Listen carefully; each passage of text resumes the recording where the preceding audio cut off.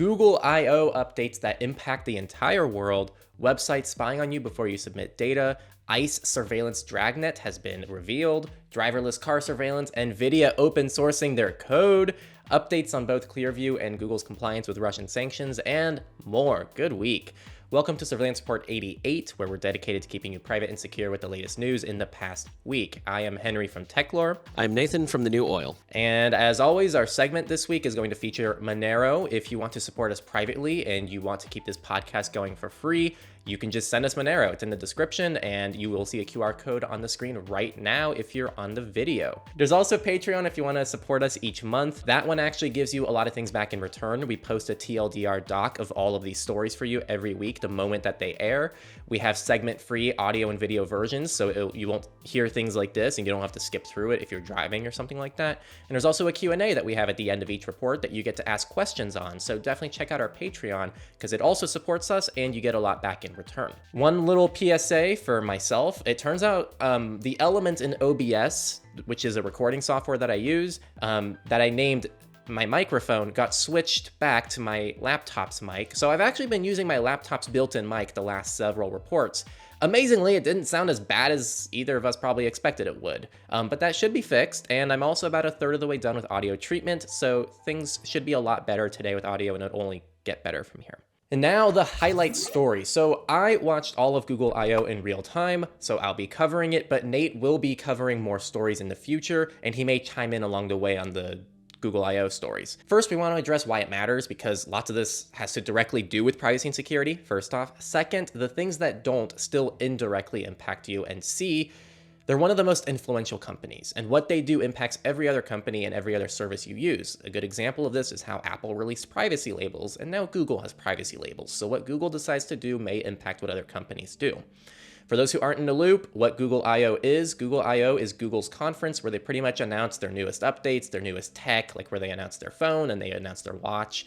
It's kind of like WWDC, but for Apple. So the first story, Google brings phishing detection to docs, sheets, and slides, along with other privacy and security updates. If you post something like a link inside of a Google Doc that's actually a phishing link, Google will automatically detect that and take action. On a similar note, they also announced 150 million accounts enrolled in 2FA last year alone. Their goal is easy 2FA for users at the cost of no TOTP, which they actually actively called out. No more 6-digit codes, which I'm mixed on because TOTP is an open standard. Lastly, they did make it easier for people to request the removal of your personal information from Google search. We covered this story already a few weeks back, but they did talk more about what this looks like and what it is. The next one, Google Chrome has added virtual credit card numbers to keep real ones safe, and I believe this actually integrates with Google's own payment method on Android. So when you pay for things with Google Pay, I'm fairly certain that these virtual cards go over there. So pretty much these are fake card numbers that are disposable, and they link to your normal credit card info. But if you go to Starbucks or you go and shop online on Amazon, they're going to be getting their own unique credit cards, which is fantastic. Google says some users will worry that the company will use this data for purchase habits, but Google also says it will not use any of this information for ad targeting purposes. Treat that as you will. You probably know what we think about that statement, but there you go. Google Android 13 also made an announcement, and there's some updates here. They will further restrict sideloading app permissions, which seems to be more of an issue for accessibility services, because back then they would have a lot more access to your system, and a lot of malware and phishing was frequently abusing this extra permission management. But you can allow these permissions in the app, and they will be disabled by default. These restrictions only apply to sideloading apps. So if you go on a website and they post their APK that you manually download and install, that is where this is going to be a bigger deal. Android 13 also is trying to make privacy and security a no-brainer. That's the headline. That's not my thoughts on it. So there's a lot in here. We recommend checking the article for a full list, but among the noteworthy stuff, apps have to ask permission. The clipboard will automatically clear after a certain amount of time. Apps have to ask to send notifications, expanding on the automatically reset permissions thing that they've been doing, and more granular modules for manufacturers to update. Honestly, in my opinion, this is mostly minor stuff. It's still nice to see the positive direction. And it's also stuff that seems to be good improvements on preventing third-party privacy issues. But as always, not necessarily first-party from Google themselves, as all of these devices will be running Google Play services. But it still seems like they're moving more of an Apple direction of maybe trying to hammer down on the third-party issues at least. Up next, Google Messages, their own messenger. After trying 10 different messengers, they've now settled on Google Messages. And that Messenger has had end-to-end encryption in direct messages, but now it is in group texts as well. Google demoed a lot of vision technology in I/O, and the best example that I could think of, so someone just held their phone up to think of a grocery store and all chocolate, right? Like all of the different chocolate lists out. They just held the phone up to the chocolate, and the phone automatically scanned every brand on the shelf and automatically told you which ones were gluten-free, which ones were nut-free, and all this information. And Google described this as Control F for the real world. And they applied this vision to like everything. So like when you're walking on the street, you could just hold your phone around. And the real reason I wanted to bring this up is the vision technology right now for cameras is incredibly complex, and I don't think we give it enough credit for how like amazing it is. And it's a little bit scary on a privacy front because obviously this technology right now could be used for looking for good chocolate, but this stuff is super advanced. Literally just waving your phone in front of something for a split second, that's enough time for your phone to automatically get all the information from everything inside that image. Google also laid a path forward for, quote, a future without passwords. So it's worth mentioning Google's moving that direction as well. They also talked a lot about their privacy practices and how they want to, one, minimize data footprints of their users. They want to collect less and delete more, and they want to use de-identified data and restrict access to the data with end-to-end encryption. They made a lot of bold claims, like they don't even need data anymore in an invasive way. Obviously, we're very doubtful of a lot of these claims, but it seems like they're at least trying to say that they're moving in a good direction. Take that as you will. Obviously, in the same conference later, they talked about how they're collecting data in cities to protect cities and that it's all anonymized location data and it's better for carbon footprint, and that location data was anonymized, but we all know that location data cannot inherently be anonymized. So, you know, there's a lot of contradictory things that they're trying to tell us. RCS is a new replacement for SMS. has pretty much no protection. You should assume anything you send on SMS or the green bubbles between two phone numbers is pretty much public information. RCS is the update to that, and you can actually use RCS with end-to-end encryption, and this is rolling out on Android.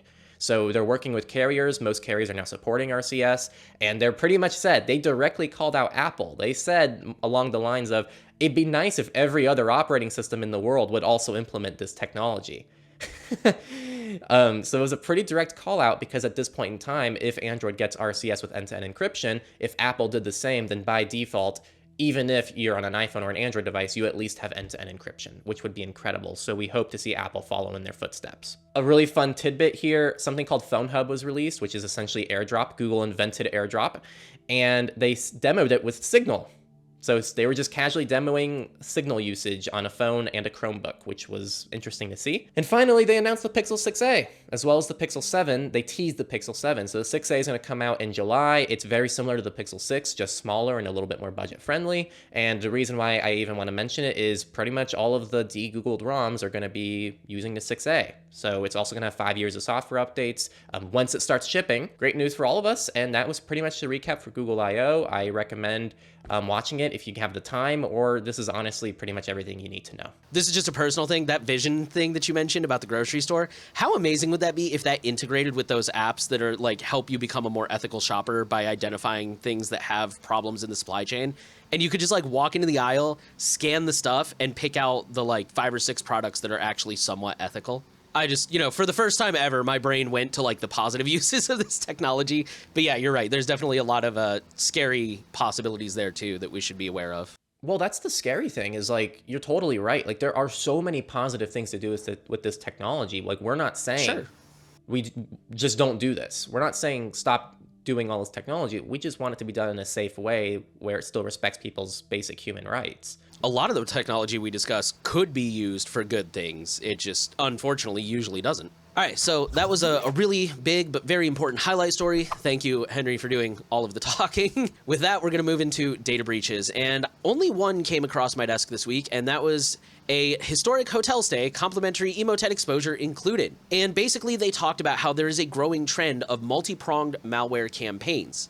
And they cited a specific story of this hotel where the attackers compromised the domain name. They also got a bunch of user data. So, for example, they would send out a phishing email attachment. That phishing email would lead back to the compromised domain name, which seemed legit. It's like a hybrid between mass phishing and targeted phishing. It's really interesting to see how malware is evolving and how things are getting more and more sophisticated. On a personal note, in the last couple weeks, I've seen 2 phishing emails that I know for a fact were phishing emails, but looked really freaking convincing. So criminals are really evolving and getting better at this stuff. And with that, we'll move into companies. And we're going to start with Google again.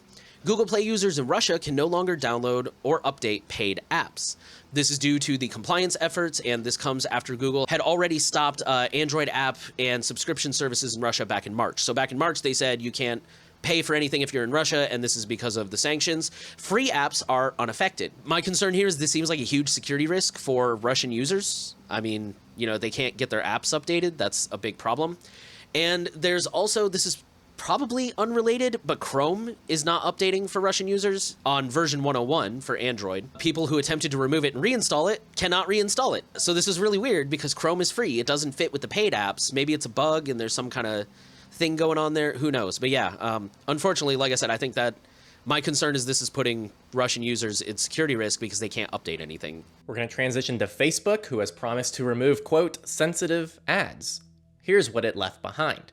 So Facebook pledged to remove race, health conditions, and political affiliation from ad targeting options, but the markup found advertisers can still easily target the same exact people. So some obvious ad categories have indeed been removed, like young conservatives, Hispanic culture, and Hinduism, all categories we found as options on the platform back in early January, but have since disappeared. However, other obvious proxies for race, religion, health conditions, and sexual orientation remain. Hispanic culture was removed, but not Spanish language.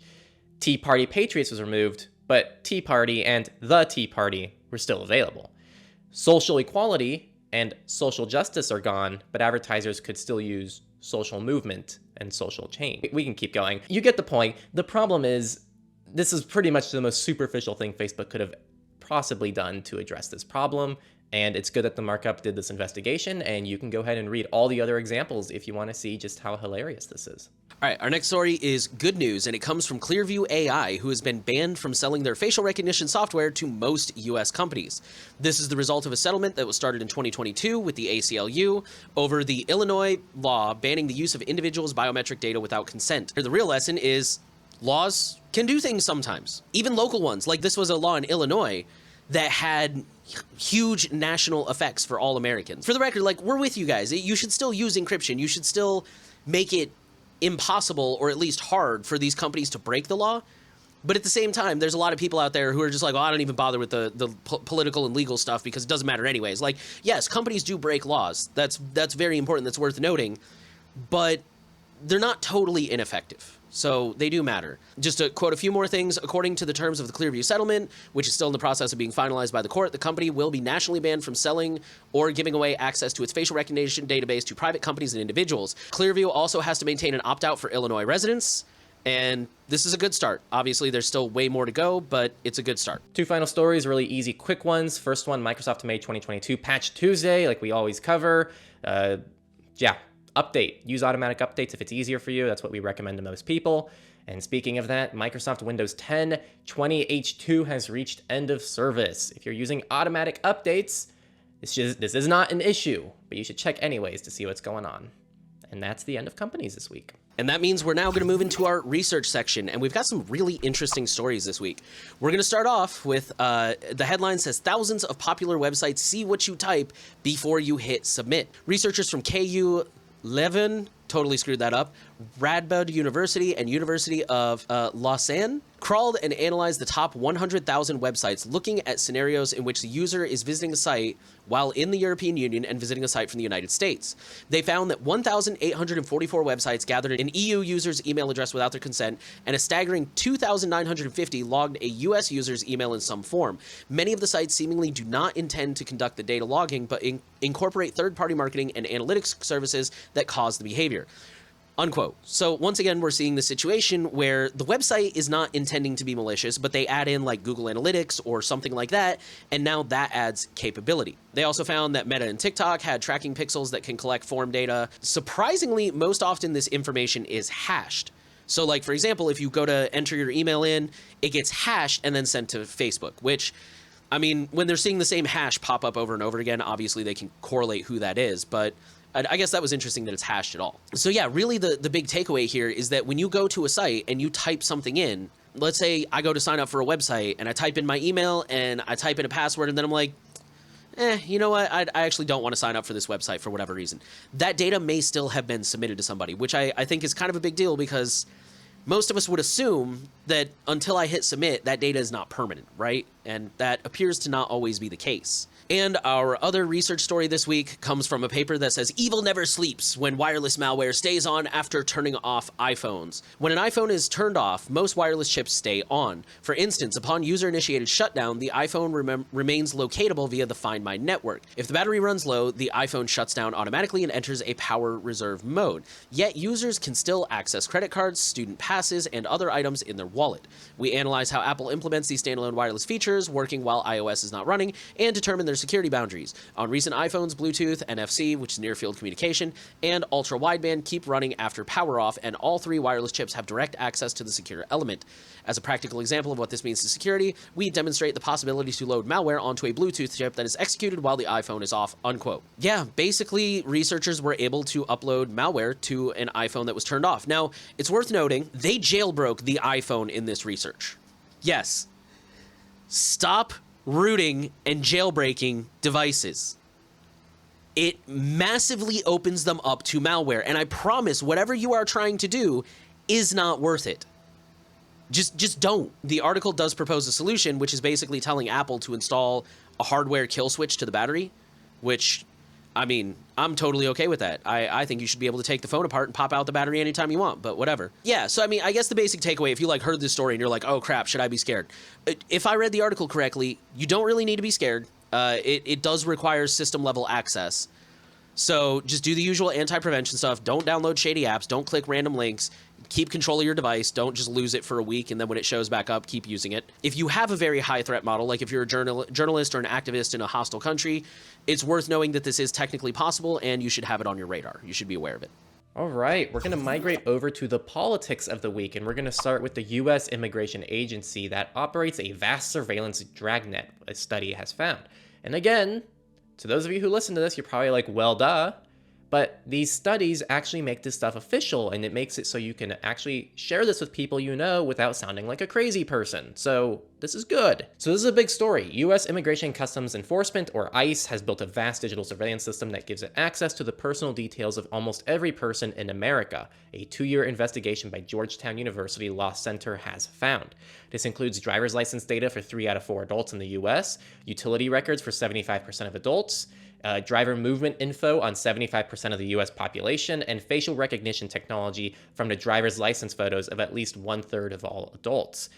So even if you're not from a different country, if you're born in the U.S., you're probably still caught up in all of this ICE stuff on a pretty extensive level. So that's the story. Make of it what you will, and it's something that I think is worth sharing with a lot of different people. On the topic of ICE, Thomson Reuters is reviewing the human rights impact of the data collection that they do for ICE. I'll just go ahead and quote the article. The company, via its Consolidated Lead Evaluation and Reporting, aka CLEAR software, amassed data from private and public databases on individuals like social media information, names, emails, phone data, license plate scans, utility bills, financial information, arrest records, insurance information, and employment records, and much more. This also, as a side note, includes automated license plate readers. Thomson Reuters announced that they were entering into this deal with ICE. They got a lot of backlash from the general public, and they are now reviewing this deal. And they're like, okay, let's go see if this is actually problematic and we shouldn't be doing this. And I'm hoping that they will come to that conclusion because, in my opinion, it's unarguable that this is not good. We'll keep you updated on that, but at least they're open to the review. To continue the trend,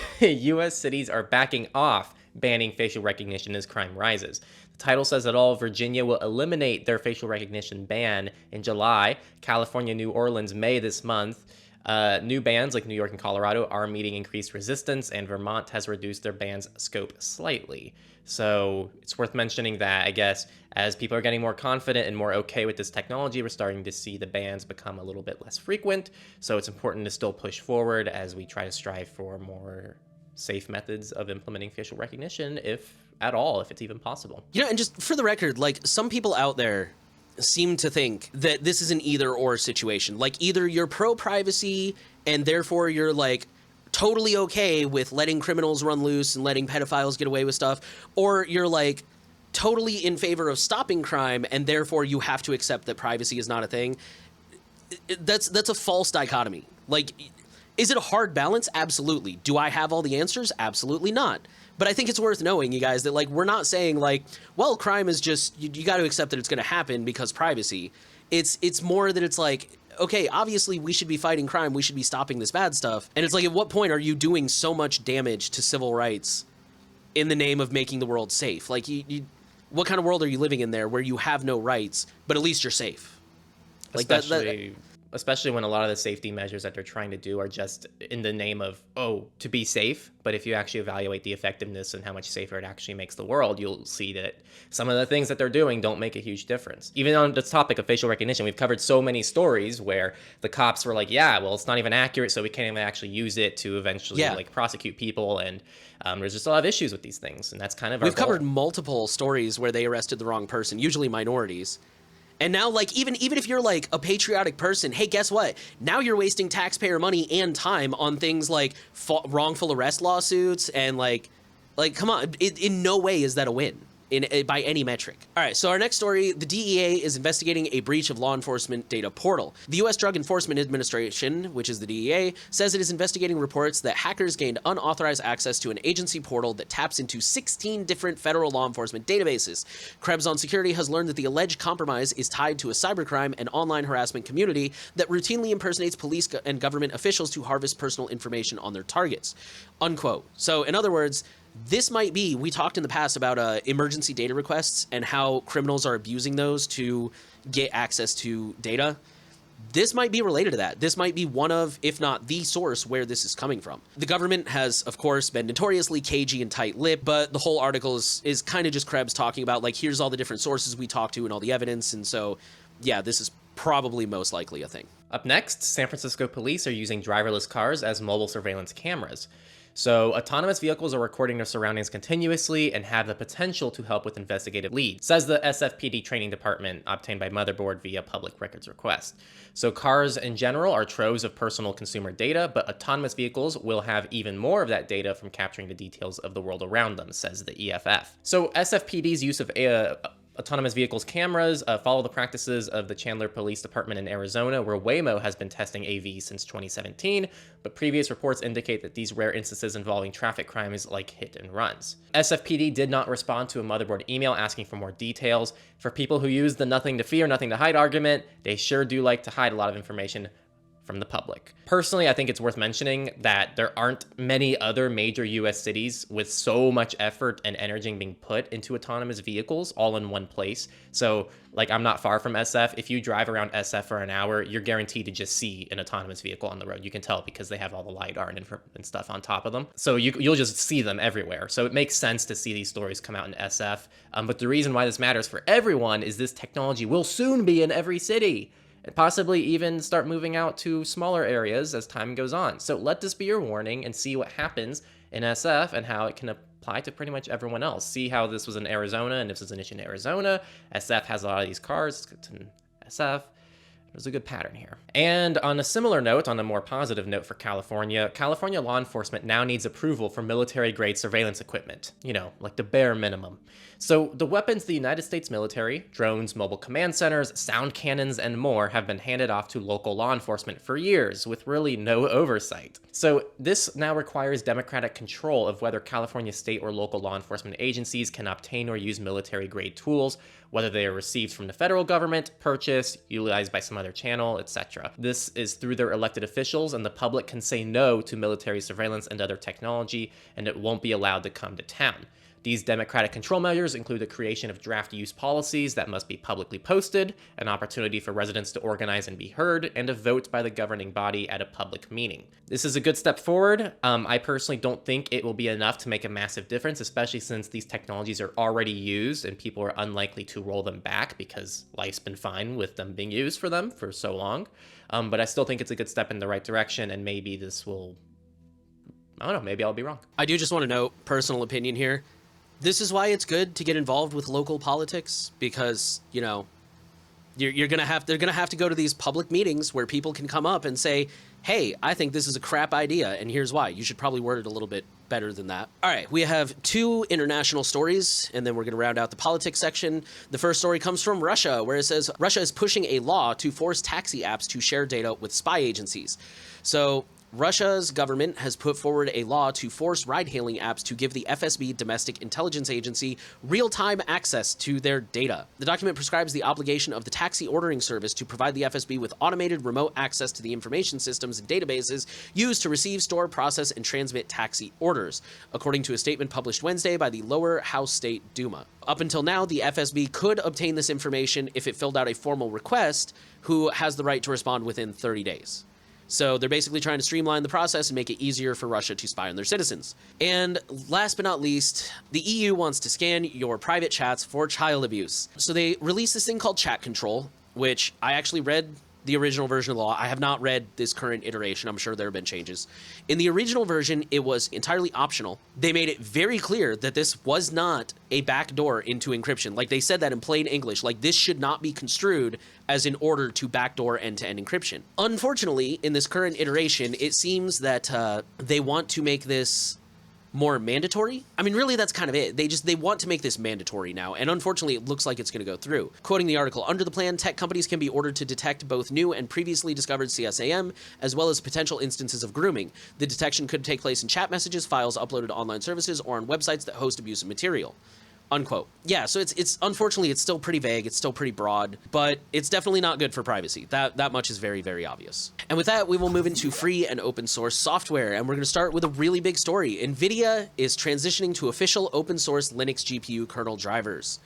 Quoting the article, their user space software is remaining closed source, but as of today, they have formally opened up their Linux GPU kernel modules and will be maintaining it moving forward, unquote. It's really cool to see them open sourcing and becoming more Linux friendly and continuing to maintain it too. It's not like they're just, we're done with this, you guys can have it. So good for NVIDIA, that's awesome, and hopefully they will open source more stuff in the future. I have 2 things to add here. On my old desktop I used to have an NVIDIA GTX 1080 Ti, which at the time was like the best GPU you can buy from NVIDIA. That was general consumer GPU. And then I also had an AMD Radeon 480. The 1080 Ti in every metric is the better GPU. And I was using my Linux distro. I think it was either OpenSUSE or Fedora at the time. It was awful. Like, things were just glitchy. I would click buttons and it was just awful to use. And then one day I switched my GPU to just be the AMD one, and it was like a whole nother experience. So for users who are on Linux with NVIDIA, it's like genuinely bad. Like, it's bad. And so this is great news for that. And this is going to make NVIDIA much nicer to use on Linux, which is really exciting. The second thing I want to add is, I don't know what's wrong with some of you. Like, Mastodon, people move over to Mastodon, which is what all of you want to happen for years. And then you troll the EU when they move to Mastodon. NVIDIA finally open sources their drivers, something that the Linux community and the open source community has wanted for like a decade. And now people are trolling their GitHub. Why do you think they didn't want to go open source in the first place? Like it's our job to make this as welcoming and to reassure companies that they should go open source and to make the community look good. So I am shaming the people who are making this a bad transition for these companies, because you're literally discouraging future companies from going this direction. So if you're part of that problem, you know who you are, and I think that you're doing the wrong thing. Fedora Linux 36 has made it out of beta and is in public release. It includes GNOME 42, Wayland for NVIDIA, and much more advanced stuff, which is awesome. So, yeah. All right, our next story says, after Germany, China now wants to ditch Windows and run Linux on 50 million PCs. China has cited removing foreign operating systems as their reason for doing this. While we obviously do not endorse a lot of what the Chinese government does, this is still a win. They're moving to something open source. Although, in my personal opinion, I think it is worth noting that there are a couple of distros that were developed in-house by China. And I don't have any proof of this, but I suspect that they probably have some degree of backdoor telemetry information spying capabilities. So depending on what distro they go with, this might kind of just be like trading one evil for another. But if they do, by some security, go with like Fedora or something that's really solid, then this could be a really good win. And the last story of the week, DuckDuckGo Chrome extension now blocks topics and Fledge. Google's new tracking and targeting methods Title says it all. If you use the DuckDuckGo Chrome extension, then that takes care of a few more things for you. And finally, we're going to move into Misfits, and we're going to start with a story from India. I don't know most of these words. I apologize. The headline says, "From Haryana, land record website to Silicon Thumbs, how Bihar cyber fraudsters stole money." So basically, there were some Indian cyber criminals who managed to break into a database and steal images of thumbnails that were stored there. This was not like an authentication thing like an app. What this was is these were land deeds. So imagine, your rental agreement or mortgage or, a land deed. Most people probably know what that is. And apparently in India, you can use your thumbprint, or maybe you have to, I'm not sure. But you can use your thumbprint as part of your signature or as your signature. And these were scanned and uploaded to the database. The criminals got in there, got these copies of thumbprints, and then made silicon copies, which I'm pretty sure we've covered stories in the past about how you can do that for pretty cheap. It's like $5 each or something like that. Went out and made copies and used it to break into people's accounts and steal money. Once you upload something or once you hand over a piece of data, you've lost control of it. I don't know if these people were told that this stuff was going to be uploaded. I don't know if they were told it was going to be uploaded in plain text. And then, as always, we mentioned how, once your fingerprint is hacked, you can't change your fingerprint. So this really sucks for these kind of people. I know sometimes we're kind of sympathetic towards biometrics in the sense that, it's better to use a thumbprint than a weak password. But also at the same time, this is a good argument for why you should probably just develop good password habits. And I know that may be hard for some people to get into those habits, but in the end, that's probably going to be safer than just about anything else, in my opinion. Up next, Illinois college hit by a ransomware attack to shut down. Quite the headline. I've read the headline as it's stated. It's really funny.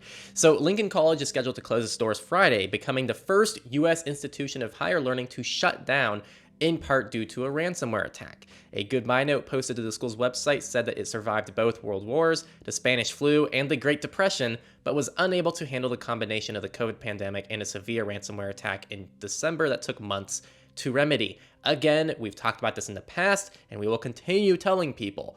Being hit by ransomware is not just, I'm going to lose some money and pay off the ransom and everything's going to be okay.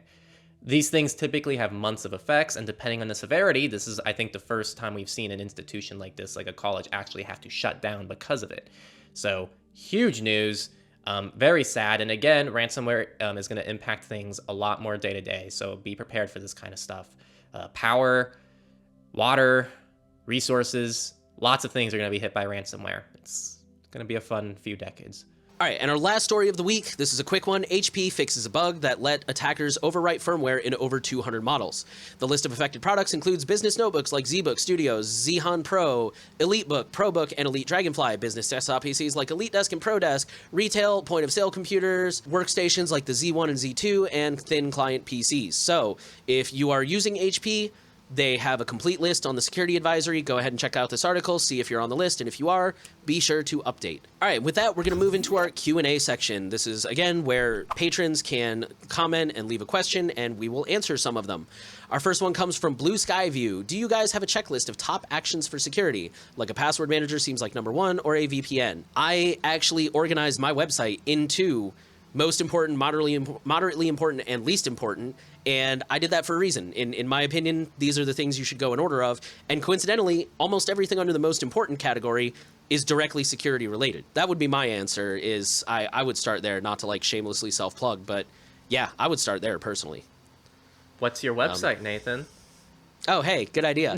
That would be thenewOil.org. Next one is from Bill Ding. He says, I'm curious as to what podcasts you two listen to. Doesn't have to be privacy related or are really excited about. Also, what would you say about your top 5 news sites are? I'll start. The only podcast I listen to nowadays is the Growth Equation podcast with Steve Magnus and Brad Stallberg. I think it's just phenomenal. And I'm someone who does a lot more things outside of this podcast and the Techlore channel. And so trying to organize my life and be the best version of myself, it really helps to listen to that podcast for me. I'm really into true crime. So my favorite podcast would be Last Podcast on the Left. Parcast has a few good ones like conspiracy theories, serial killers. They're pretty straightforward with their names. As far as news, my favorite news site is BBC. I know they're a little bit left of center, but I think they do some really good reporting, and I like getting that global perspective on what's happening around the world and not just in the U.S. So, yeah, I just have an RSS feed for a lot of things I follow, including BBC, and there's some subreddits that I have RSS feeds set up for, so I get like the biggest news for the things I care about. And the last Q&A for this report is from Ank, and I found myself sometimes losing the motivation of fighting around a world of surveillance and relapsing back to ignorance is bliss, especially when it feels like everything is against you. Maybe I'm just weak-minded, or have you guys had any similar experiences, and how do you personally stay motivated? I'll start by saying I don't think you're weak-minded. I think it's very normal. I think that we are all fighting a losing battle, and I think part of your job to make an immediate difference is understand a threat model and understand that perfect privacy just doesn't exist. And so I would look at things as improvements over a long period of time, right? If you've never had a password manager before and now you're on a password manager, you are so much more secure than before you had a password manager. From there, maybe you can start getting to a more private search engine and a browser. I want people to look at privacy and security as a long-term journey that they focus on their entire lives rather than just something that they try to make perfect for a weekend and then slowly dive back into their old habits.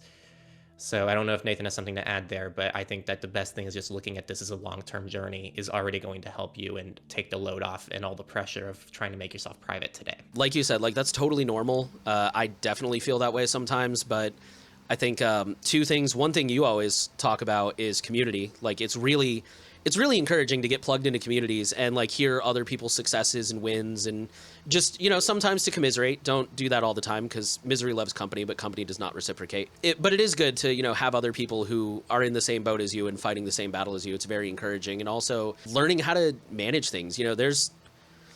I still have Windows. Like I dual boot and I have Windows and I play games. And like some nights I just put my phone in airplane mode and play games and watch movies for a few hours. Like, it's important to know how to unwind and de-stress, and knowing your threat model allows you to know where you can relax and where you can afford to take stuff like that. So, yeah.